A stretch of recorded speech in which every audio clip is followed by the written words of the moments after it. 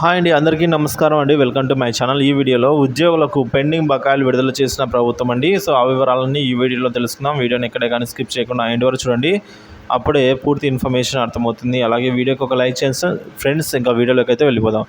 విషయానికి వచ్చినట్లయితే పంచాయతీ కార్మికుల జీతాల చెల్లింపులకు నిధులు విడుదల.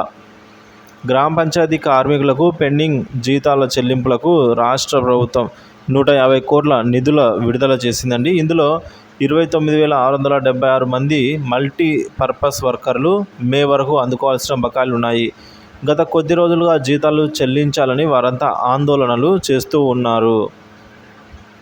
సో ఈ మేరకు పంచాయతీ కార్మికుల జీతాల చెల్లింపులకు విడుదల చేసేసిందండి తెలంగాణ రాష్ట్ర ప్రభుత్వము.